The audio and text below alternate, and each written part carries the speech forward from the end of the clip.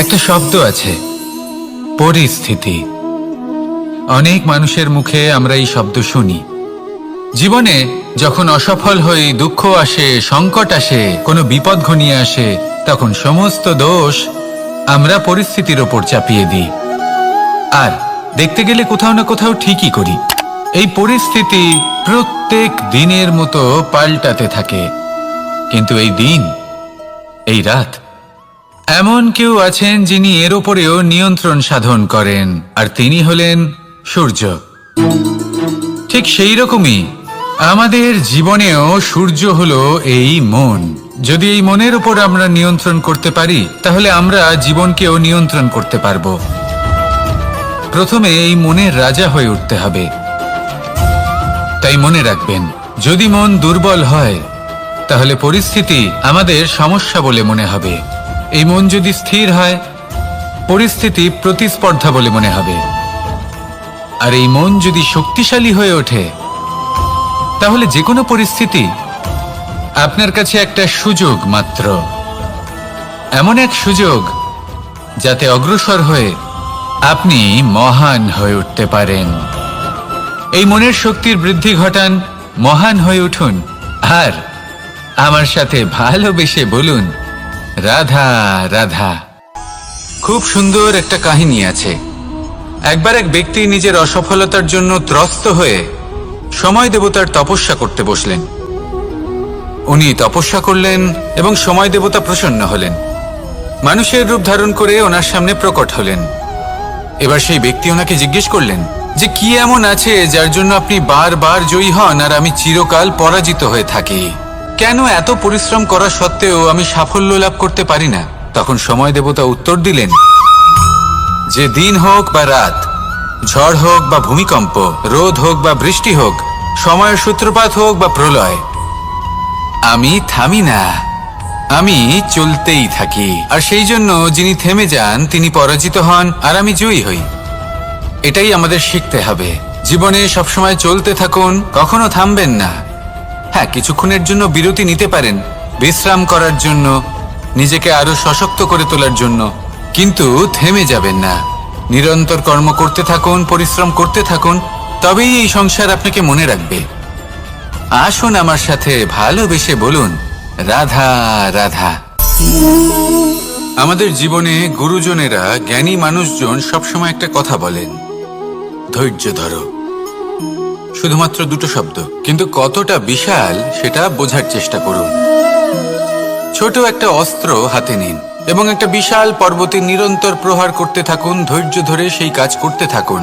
এমন একদিন আসবে, এই বিশাল পর্বতে আপনি একটা পথ তৈরি করবেন। কোনো ধনুর্ধর যখন নিজের বিদ্যা অর্জন করেন, তখন তাকেও ধৈর্য ধরতে হয়, তার নিজেকে সময় দিতে হয়, তবেই সে ধনুর্বিদ্যা শিখতে পারে। সেইভাবে আমাদের জীবনেও ধৈর্য ধরার খুব প্রয়োজন। পরিবারে ধৈর্য রাখতে পারলে তাহলে আস্তে আস্তে দেখবেন প্রেম বৃদ্ধি পাচ্ছে। সমাজে যদি ধৈর্য রাখতে পারেন, তাহলে আস্তে আস্তে এই সমাজ আপনাকে সম্মান করবে। যদি নিজের জীবনে ধৈর্য রাখতে পারেন, তাহলে নিজে থেকেই আত্মবিশ্বাস বাড়বে, নিজের বিকাশ হবে। জীবনে সবই সম্ভব যদি ধৈর্য রাখতে পারেন। হয়তো আস্তে আস্তে হবে, কিন্তু হবে অবশ্যই। শুধু ধৈর্য রাখুন, কারণ ধৈর্যই সব থেকে বড় পুঁজি। আসুন আর আমার সাথে ভালোবেসে বলুন, রাধা রাধা। আমাদের জীবনে যখনই আমরা কোনো বড় দায়িত্বের সম্মুখীন হই, তখন আমরা তার থেকে দূরে পালাই আর এই অজুহাত দিই যে না না, এত বেশি ভার বহন করার যোগ্যতা আমার নেই, আমি করতেই পারবো না। দেখুন, এই সংসারে ভিন্ন ভিন্ন ধরনের গাছ আছে, ছোট গাছ, বড় গাছ, কিন্তু বটগাছের মতো বড় এবং নিবিড় গাছ আর একটাও নেই।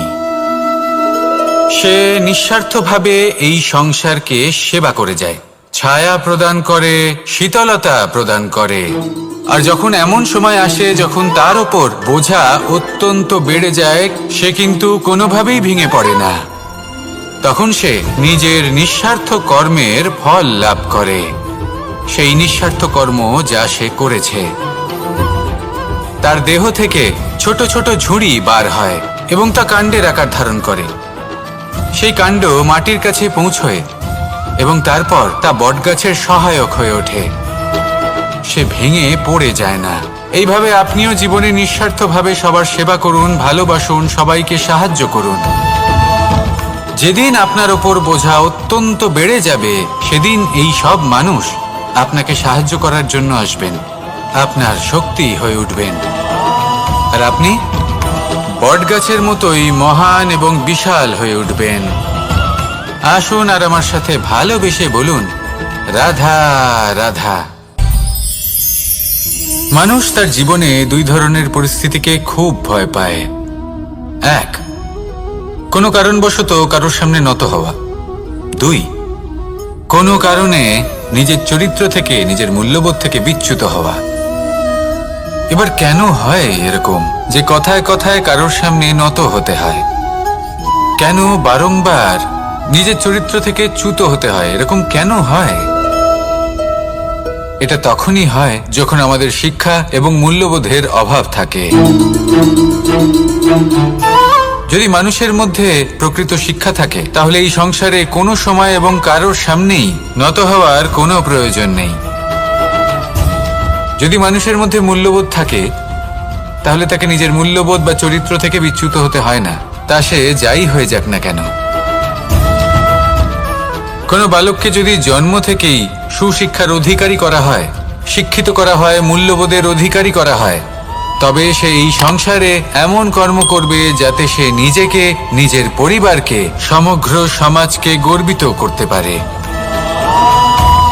শিক্ষা লাভ করুন, মূল্যবোধ লাভ করুন এবং আমার সাথে ভালোবেসে বলুন, রাধা রাধা। আমাদের সকলের জীবনে একটা লক্ষ্য থাকে যেটা আমরা লাভ করতে চাই। ঠিক যেন একটা প্রতিস্পর্ধা বিদ্যমান যে কে সব থেকে আগে নিজের লক্ষ্যে পৌঁছতে পারবে। আর সেই জন্য আমরা সকলেই খুব তাড়াতাড়ি এগোতে চেষ্টা করি, বড় এবং দীর্ঘ পদক্ষেপ ফেলি যাতে তাড়াতাড়ি নিজের লক্ষ্যে পৌঁছতে পারি।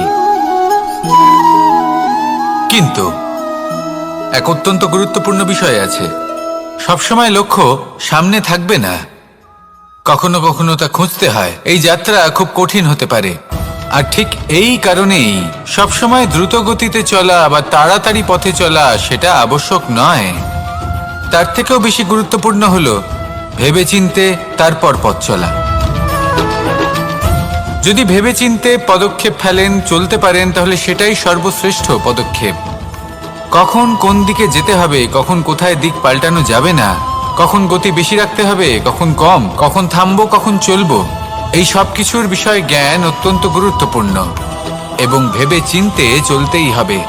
সেই জন্য শুধু তীব্র গতিতে সামনে এগোলে চলবে না, ভাবনা চিন্তা করে এগোতে হবে।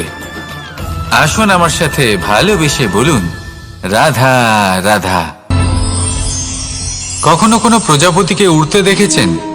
কি সুন্দর উড়ে বেড়ায় সে, এক ফুল থেকে অন্য ফুলে, এক পাতা থেকে অন্য পাতার ওপর। কিন্তু সে কিভাবে উড়তে শেখে কখনো ভেবেছেন? জন্ম থেকেই কিন্তু প্রজাপতির ডানা থাকে না, ও কিন্তু ছোট্ট একটা ডিমের আকারে জন্ম লাভ করে। তারপর সেই ডিমটি ভেঙে একটি কীট বাইরে আসে। আস্তে আস্তে সে বড় হয়, ওর শক্তি বৃদ্ধি পায়। তারপর সে সেই কীট দশা ত্যাগ করে নিজের ডানাগুলি মেলে। এই প্রক্রিয়া তার কাছে সরল নয়, অত্যন্ত যন্ত্রণাদায়ক প্রক্রিয়া, কিন্তু সে সেই যন্ত্রণা মেনে নেয়। আর তারপর আস্তে আস্তে সে উড়তে শেখে। শুধুমাত্র আকাশে উড়ে বেড়ায় তা নয়, আমাদের মনের মাঝে উড়ে বেড়ায়। এবার এই ডিম থেকে প্রজাপতি হয়ে ওঠার যে যাত্রা, এটা যতটা কঠিন, ততটাই কঠিন হয় এই সংসারে শ্রেষ্ঠ কর্ম করা, ততটাই কঠিন হয় এই সংসারে মহান হয়ে ওঠা। সেই জন্য প্রয়োজনীয় প্রচেষ্টা এবং সময়। নিরন্তর প্রচেষ্টা করতে থাকুন, পর্যাপ্ত সময় নিন এবং আপনি নিজেকে এই আকাশে উড়ন্ত অবস্থায় পাবেন। আসুন আমার সাথে ভালোবেসে বলুন, রাধা রাধা। পায়েস হলো আমার বিশেষ প্রিয়। এর মধুর স্বাদ মনকে প্রফুল্ল করে তোলে। ছোটবেলায় মা আমার জন্য পায়েস বানাতেন এবং আমাকে বলতেন যে গরম থাকতে থাকতে খেয়ে নে কানাই, ঠান্ডা হয়ে গেলে ভালো লাগবে না। কিন্তু আমিও দুষ্টু ছিলাম, ঠান্ডা হওয়া পর্যন্ত অপেক্ষা করতাম, আর ঠান্ডা হয়ে যাবার পরে মার কাছে যেতাম আর ওনাকে বলতাম যে মা, পায়েস তো ঠান্ডা হয়ে গেছে, এটা গরম করে দিন। তখন মা হাসতেন আর বলতেন যে পায়েস না হয় আমি আবার গরম করে দেব কানাই, কিন্তু এর মধুর স্বাদ, সেই মিষ্টত্ব, সেই সুবাস, সেটা আবার ফিরে আসবে না। কথাটা সত্যি। আর এই সত্যটাই আমাদেরও জীবনের সত্য। আমাদের জীবনের মধুর সম্পর্কগুলি, এতে যখন কটুভাব প্রবেশ করে তখন সেই মিষ্টত্ব ফিরিয়ে আনা প্রায় অসম্ভব ব্যাপার হয়ে যায়। আপনি চেষ্টা করে সেই সম্পর্ক ঠিক করতেই পারবেন, তার জন্য অগাধ পরিশ্রম করতে হবে, কিন্তু আবার সেই মিষ্টত্ব কখনো ফিরে আসবে না। সেই জন্য আপনার জীবনের যে মধুর সম্পর্ক আছে, যতটা সম্ভব চেষ্টা করুন তাতে মিষ্টত্ব বজায় রাখতে। কটুভাব আসতে দেবেন না। আসুন আর আমার সাথে মধুর স্বরে বলুন, রাধা রাধা। শব্দ, শব্দ আসলে কি? শুধুই কয়েকটি অক্ষরের সমষ্টি, নাকি আমাদের বাণী? এই শব্দ এমন এক শক্তি যা কাউকেই নিজের বশবর্তী করে ফেলতে পারে। শব্দ এমন এক অস্ত্র যা কাউকে ক্ষত বিক্ষত করে দিতে পারে। এই শব্দ হলো একটি নাদ স্বরূপ, যা কোনো ঘুমন্ত ব্যক্তিকেও জাগিয়ে তুলতে পারে এবং নিজের লক্ষ্যের দিকে অগ্রসর করতে পারে।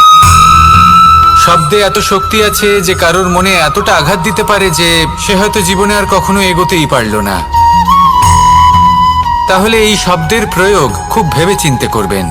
এবং এই শব্দের মতোই হলো নীরবতা। অনেক সময় এই নীরবতা আমাদের সহায়ক হয়ে ওঠে, অনেক সময় এটা আমাদের অনুশোচনাকে অনেক বেশি বাড়িয়ে তুলতে পারে। ভীষ্ম পিতামহ, অঙ্গরাজ কর্ণ, যখন দ্রৌপদীর বস্ত্রহরণ হচ্ছিল তখন এনারা নীরব ছিলেন। দুর্যোধনের বিরোধিতা করেননি, ওকে বাধা দেননি। আর তারপর কি হলো সেটা আপনারা সকলে জানেন। দেখতে গেলে নীরবতা চুপ করে থাকা, কিন্তু যদি কোনো দুষ্টের সামনে চুপ করে থাকেন, যদি তার বিরোধিতা না করতে পারেন, তাহলে এই নীরবতাই অনেক বড় পাপের আকার ধারণ করে। মনে রাখবেন আর আমার সাথে ভালোবেসে বলবেন, রাধা রাধা। আভূষণ, কার না ভালো লাগে এই আভূষণ? আমরা পরিশ্রম করি, ধন অর্জন করি আর আভূষণ কিনে থাকি, কখনো নিজের জন্য, কখনো বা তাদের জন্য যাকে আমরা ভালোবাসি, বা তাদের জন্য যাকে আমরা সম্মান করি। হয়তো সেই জন্যই সীতা চূড়ামণি ধারণ করেছিলেন এবং আমি সামন্তকমণি। কিন্তু এটাই কি সেই প্রকৃত আভূষণ যা আপনার মূল্য বৃদ্ধি করে? না। শ্রীরামের আভূষণ হলো ওনার নম্র ভদ্র ব্যবহার। মাতা সীতার আভূষণ হলো ওনার সততা, ওনার নিষ্ঠা, ওনার ত্যাগ। অর্জুনের আভূষণ ছিল ওনার একাগ্রতা। রাধার আভূষণ ওনার প্রেম। এই আভূষণ কোথাও নেই, আপনার মনে আছে। যদি আপনার মনে মিষ্টতা থাকে, তা শান্ত হয়, তাতে সততা থাকে, নিষ্ঠা থাকে এবং প্রেম থাকে, তাহলে আপনার অন্য আর কোনো আভূষণের কোনো প্রয়োজন নেই। আপনি যতই ভিড়ের মাঝে থাকুন, আপনার ঔজ্জ্বল্য চোখে পড়বে। আসুন আর আমার সাথে ভালোবেসে বলুন, রাধা রাধা। এই সংসারের সবথেকে বড় সত্যি হলো জন্ম এবং মৃত্যু, কিন্তু আরো বড় একটা সত্য আছে, মিত্র এবং শত্রু, যা আমাদের সকলের জীবনে থাকে। মিত্র সে যে আমাদের সঙ্গ দেয় এবং সংসারের সবথেকে উঁচু শিখরে আমাদের নিয়ে যায়, এবং শত্রু সে যে যে কোনো মুহূর্তে যে কোনো শিখর থেকে আমাদের নিচে ফেলে দিতে পারে। এবার বিচিত্র ব্যাপার হলো এটাই যে আমরা নিজেরাই এদের সাথে নিয়ে চলি, নিজেরাই এদের পালন করি। তা কি করে? প্রথমে বুঝুন এই মিত্র এবং শত্রু কারা। আপনার নিজের মন, আর কেউ নয়। এই মনই হলো মিত্র। যখন তাতে ভারসাম্য বজায় থাকে, তা নিয়ন্ত্রিত থাকে, তা পবিত্র হয়। কিন্তু যদি এই মন অনিয়ন্ত্রিত হয়ে পড়ে, যদি আপনাকে সে নিয়ন্ত্রণ করতে শুরু করে, তখন সেই আপনার সবথেকে বড় শত্রু হয়। সেই জন্য এই মনের ওপর নিয়ন্ত্রণ রাখতে শিখুন, এতে ভারসাম্য বজায় রাখতে শিখুন। তাহলে আপনি এমন এক বন্ধুকে পাবেন যে আপনাকে এই সংসারের শিখরে পৌঁছে দেবে। আসুন আমার সাথে ভালোবেসে বলুন, রাধা রাধা। ঈশ্বর আসলে কে? সংসারের বেশিরভাগ মানুষের কাছে ঈশ্বর হলেন এই সংসারের রচয়িতা, পালনকর্তা। কারোর কাছে উনি জ্ঞাতা, কারোর কাছে উনি হলেন আস্থার প্রতীক, আবার কারোর জন্য শুধুমাত্র অন্ধ বিশ্বাস। কিন্তু এই ঈশ্বর কি কোনো শরীর, নাকি একটা বোধ, নাকি শুধুই শ্রদ্ধা? ঈশ্বর হলেন তিনি যিনি হলেন আপনার ইষ্ট। সেই জন্যই তো গুরু, মাতা, পিতা এনাদেরও ঈশ্বরই বলা হয়েছে। যাদেরকে আমরা ঈশ্বর বলে মনে করি, যারা আমাদের ইষ্ট, তারা আমাদের একটি পথ দেখান, একটি দিকে চালিত করেন। সেই পথে চলে আপনি শুভ কর্ম করতে পারেন। আর যখন কোনো ব্যক্তি তার ঈশ্বরের আদেশ পালন করেন, তখন সে নিজে থেকেই শুভ পথে অগ্রসর হয়ে যান। বেশ কয়েকজন মানুষ ঈশ্বরের ওপর আস্থা রাখেন এবং ভাবেন যে অনুচিত কোনো কাজ করা উচিত নয়, ঈশ্বর দেখছেন। ওনারা ভয় পান যে কোনো অনুচিত কর্ম করলে কে জানে তার পরিণাম কি হবে। এমন অনেক ব্যক্তি রয়েছেন যারা ঈশ্বরকে বিশ্বাস করেন এবং জানেন যে ঈশ্বর তাদেরকে দেখছেন, তাই যে যে শুভ কর্ম ওনারা করেছেন তার ফল তারা অবশ্যই পাবেন। এবার আপনি ভয় পেয়ে ঈশ্বরকে বিশ্বাস করবেন, নাকি বিশ্বাসের দ্বারা ঈশ্বরকে বিশ্বাস করবেন, সেই সিদ্ধান্ত আপনারই। কিন্তু হ্যাঁ, যদি আপনার মনে ঈশ্বরের জন্য কোনো স্থান থাকে, যদি আপনার কোনো ইষ্ট থাকেন, যদি আপনি কাউকে ঈশ্বর মনে করেন, যার প্রত্যেক আদেশ আপনি পালন করে থাকেন, তাহলে বলি, ঈশ্বর কখনো আপনাকে অনুচিত পথে চালিত করবেন না। আসুন আমার সাথে ভালোবেসে বলুন, রাধা রাধা।